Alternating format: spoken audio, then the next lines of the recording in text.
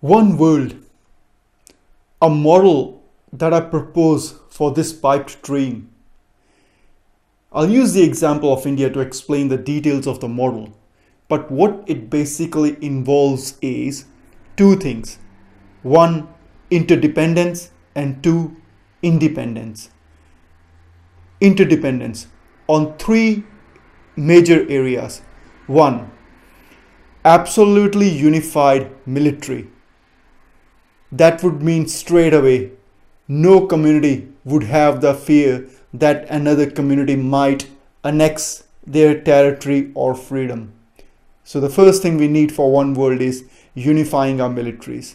The second thing we need is unifying every form of research, more so in the case of scientific and space research, because research benefits every human being.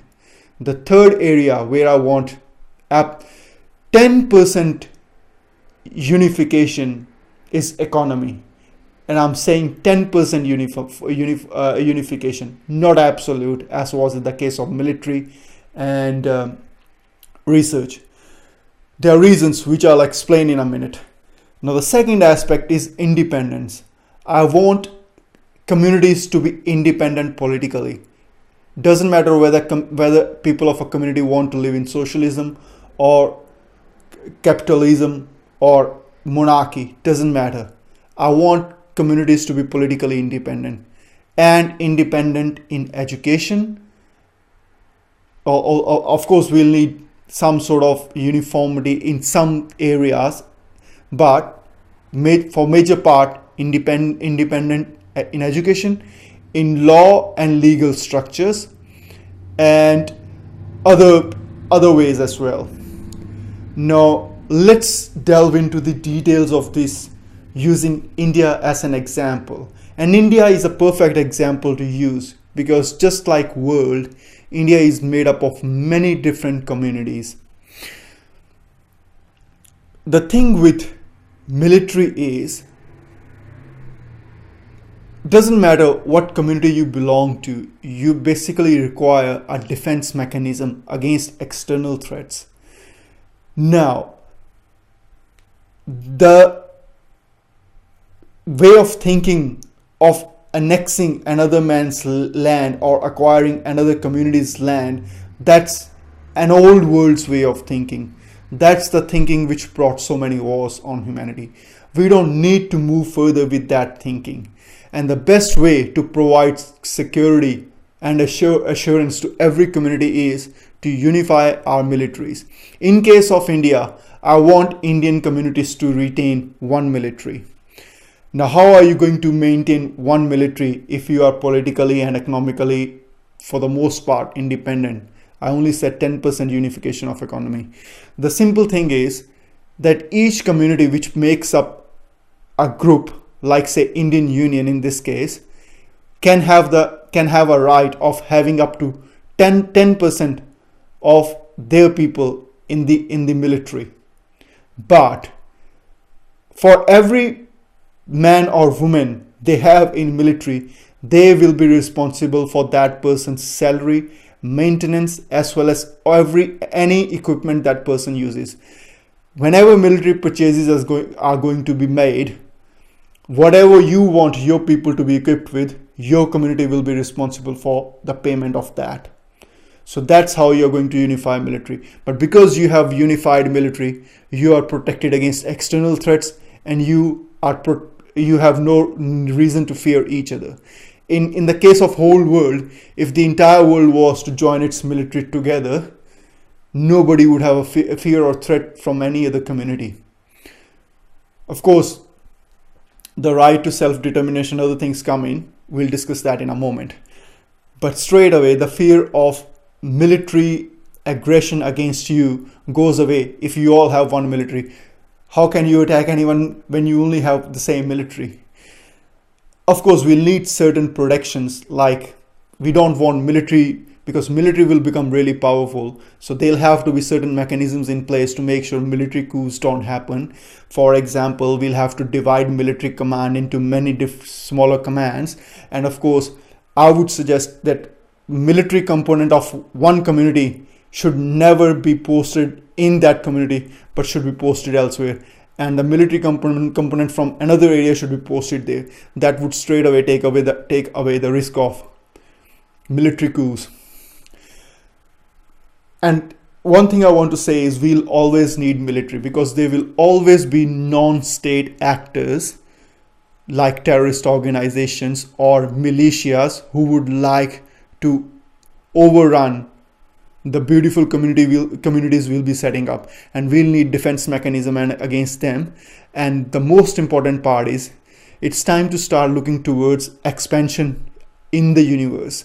I want both men and women to be a part of armed forces, not because I'm a feminist, but because as we'll progress out, we are coming towards an age where we will be eventually moving out of Earth, and the distances involved going beyond Earth are so much that there's no point in sending someone that it takes longer to get to another place and to come back, and even before they have lived any time over there, they are already homesick.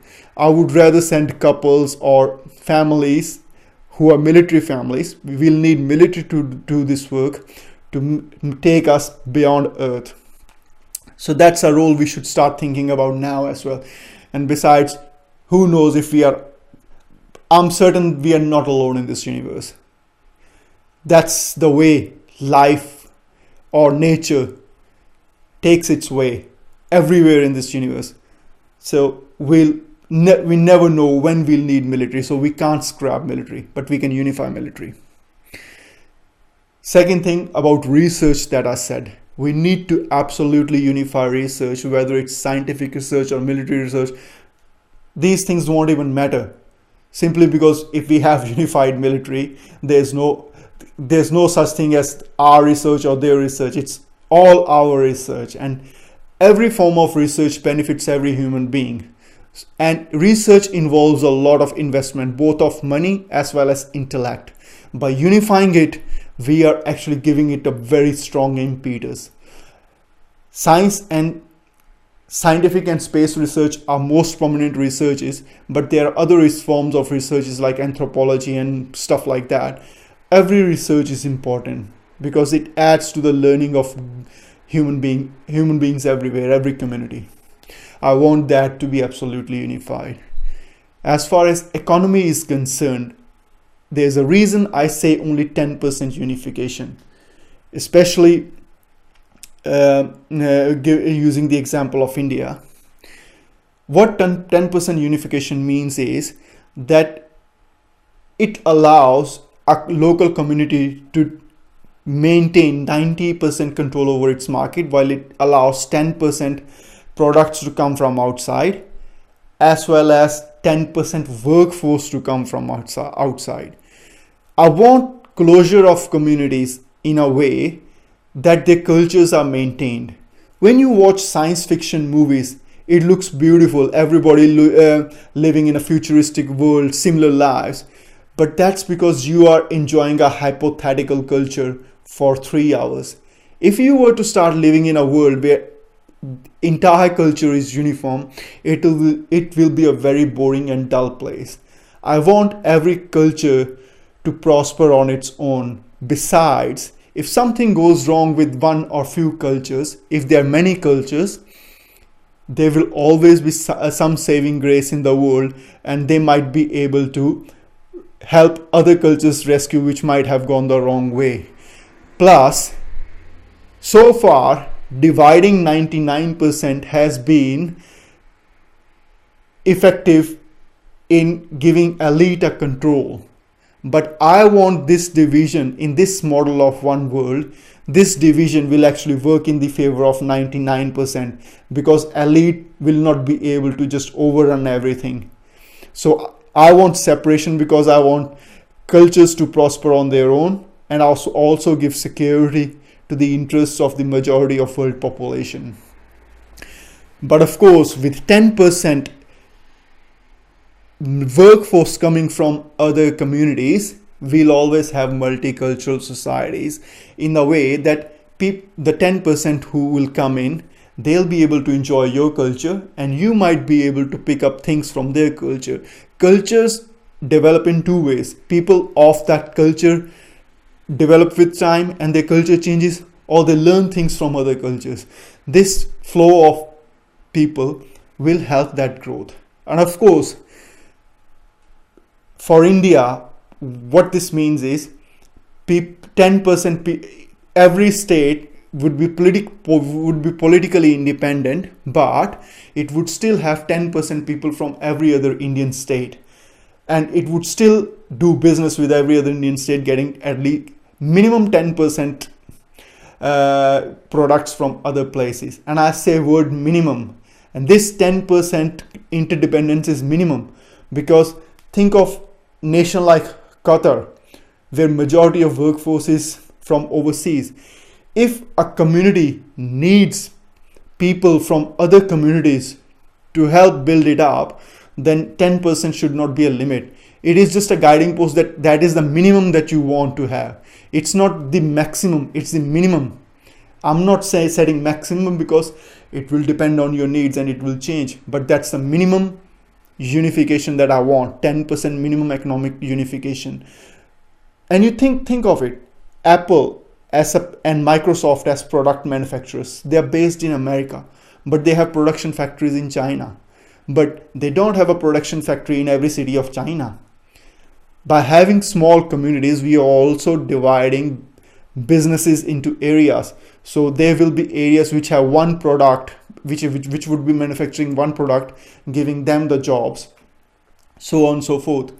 Plus, we have different currencies now. A way out would be to have units.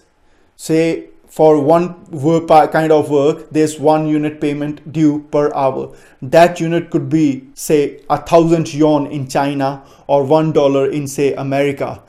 That conversion is a different, but having the same units for the same work everywhere in the world would mean people would not want to move from one place to another just because they can make more money over there. That kind of things will come into play. Of course, as far as tourism is concerned, like in case of India, having an Indian Union means people can freely move through, just like in a European Union. You don't need passports or anything. If you are a citizen of the European Union, you can move anywhere in Europe. Same as if you are a citizen of Indian Union, you can move anywhere in India as a tourist. But of course, you can only live at a place where you don't belong if you get work as part of the 10% coming that is from the that they're taking from the outside. If you don't get work, you'll run out of money and you'll have no choice but to go back. So you see, if we apply this model to the world actually becomes borderless, because you can move around, you can stay as long as you have money, but you can only stay longer if you get work over there within the 10% economic cooperation. Otherwise, you have to come back. So it is sort of becoming borderless as well, but it is not borderless because communities are still separate. This model can be developed further. I said we need separate laws and legal structures. In case of India, there are too many courts involved. There are too many appeals. And people still don't feel satisfied with the justice system. You don't need to have that many tires, but you need to have a better justice system. And by restricting justice system to particular states only, local issues will be dealt locally. Of course, this can be developed further, but I would like to keep law and legal structures locally. Now, how is then the Indian Union going to work? Or in case of world, the World Union going to work? Taking example of India, every state will have its own form of government, and whoever the head of that state is, that head of the state with head of states of other states of India or the world would make up a council of head of states, and they would make decisions that would like, say you want to bring in a law change, like if a European Union wants to bring in a law, they discuss it in the European Parliament, and then the parliaments of member nations, they pass laws accordingly. Same sort of thing as I want. rather than having one central government, one federal government passing laws that apply to whole of India or to the whole of world, rather members of different state come together in a true partnership way, in a true equal partnership, decide, and when there's absolute agreement, no disagreement at all. If there is any disagreement, you need to keep working until you thaw out what is the reason of disagreement. Only when you have absolute agreement, that's when you say, okay, this is what we want in all the states, and then the states go and do that thing on their own. That's the kind of structure that I am proposing. It is still a work in progress, like everything else, because one man can only think so much and only say so much. But of course, it is something to develop further. So think, people, think.